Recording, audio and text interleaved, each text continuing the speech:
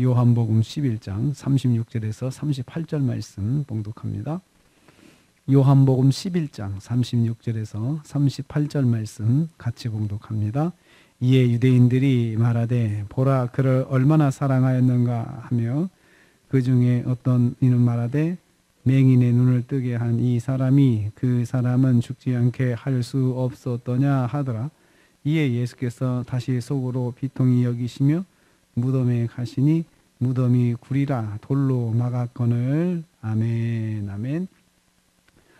오늘 말씀은 예수님께서 사람들의 말을 들으실 때에 다시 비통히 여기시는 것을 내용으로 하고 있습니다. 사람들은 나사로에 대한 예수님의 사랑을 보았다고 36절에 말씀하고 있습니다. 사람들은 나사로의 무덤 앞에서 눈물을 흘리시는 예수님을 보았을 때 나사로를 향한 예수님의 사랑을 깨달았습니다. 보라 그를 얼마나 사랑하셨는가라고 했습니다. 예수님의 눈물이 나사로를 향한 특별한 사랑을 보여주었던 것입니다. 그러나 사람들은 예수님의 눈물의 깊은 의미를 알지 못했습니다.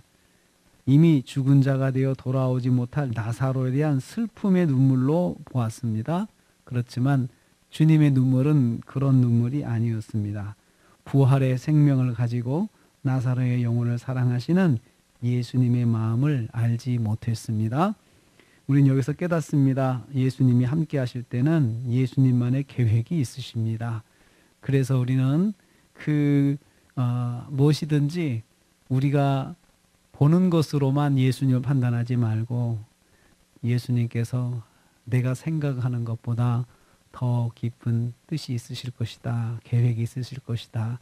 이렇게 믿어야 합니다. 두 번째로 사람들은 나사로의 죽음에 다시 안타까움을 표현했습니다. 37절입니다. 맹인의 눈을 뜨게 한 사람이 그 사람을 죽지 않게 할 수 없었더냐라고 반문했습니다. 그 정도의 능력이 있으신 분이 왜 나사로를 죽게 하셨는지 이해할 수 없다고 비아냥거리는 것입니다. 진짜로 능력을 가지신 분이 맞는지 조롱하는 말이기도 합니다. 일부 사람들은 이러한 말을 통해서 지금까지 이루신 예수님의 권능의 역사를 부정하고자 시도한 것입니다. 사람들로 하여금 예수님에 대한 믿음을 버리도록 유도하고 있는 것입니다. 여기에는 바리새인들이 보낸 사람들이 또 그 속에 또 들어가 있는 것이죠. 불신앙의 세력들은 작은 일을 가지고도 불신앙을 유도하려고 자꾸 시도합니다. 우리가 믿음을 가지려고 하면 그 가운데 어떤 일이 좀 생기면은 그거 가지고 자꾸 우리의 믿음을 떨어뜨리려고 자꾸 의심의 말을 하게 하고 부정적인 말을 하고 하는 그러한 사람들이 있습니다.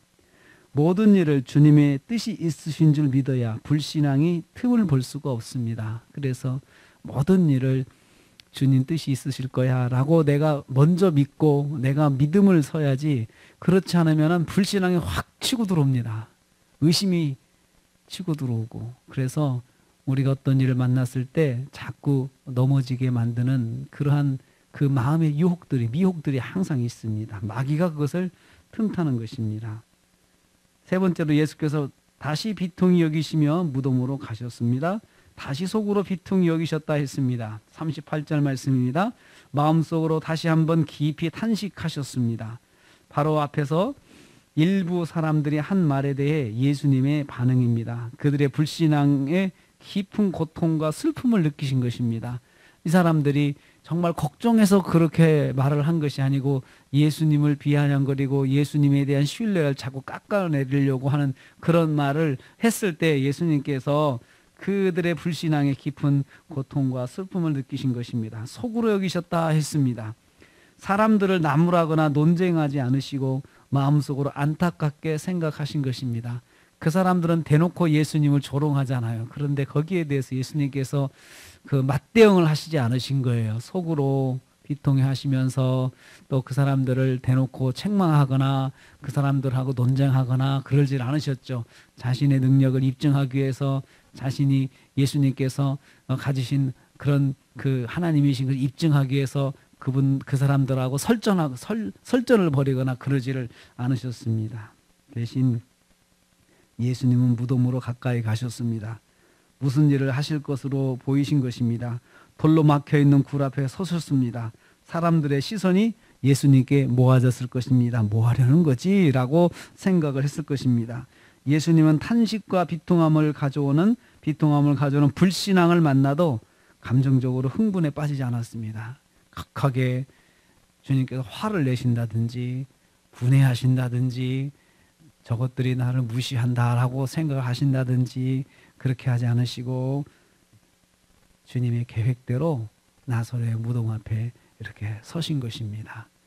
우리는 이걸 통해서 깨닫습니다. 성도는 계속되는 불신앙의 자극을 잘 참아야 됩니다. 불신앙의 자극을 잘 참아야 됩니다.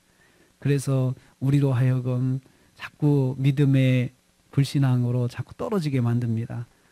기도하시는 분들한테는 기도를 하지 못하게 하고 기도를 포기하게 하고 감정적으로 화가 나서 내가 이제부터는 내가 기도하나 보자 라고 그냥 너무 화가 나가지고 내가 너를 위해서는 앞으로는 기도 안 해줄 거야.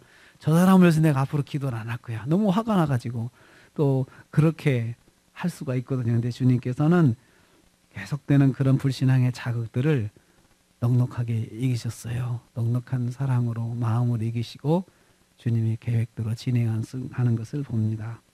오늘도 우리가 하루를 삽니다. 불신앙의 자극을 잘 참아야 됩니다. 불신앙의 자극들. 나도 사람이라 넘어질 때가 있잖아요. 나도 사람이라 가까운 식구들, 가까운 또 사람들한테 연약함을 보일 때가 있잖아요. 연약함을 보일 때 자꾸 감정을 자극하는 그런 말들이 오고 그럴 때 우리가 믿음적으로 굉장히 낙심할 수 있어요. 그런데 주님이 오늘 그걸 보여주셨습니다. 거기에 반응하지 말고 계획대로 믿음대로 살아라는 것입니다. 오늘 하루 우리가 감정의 자극을 잘 참고 믿음대로 승리하는 하루가 되시기를 주님의 이름으로 축복합니다.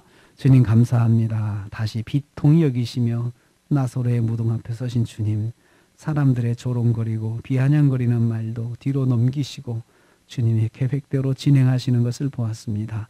주님, 오늘 우리가 하루를 살면서 우리의 믿음을 자극하는 믿음이 떨어지도록 자극하는 감정적인 말들, 그런 상황들 저희들이 잘 감당하게 하시고 이기게 하셔서 오늘 하루도 주님 말씀 안에 승리한 하루가 되게 하여 주시옵소서. 예수님의 이름으로 기도하옵나이다. 아멘.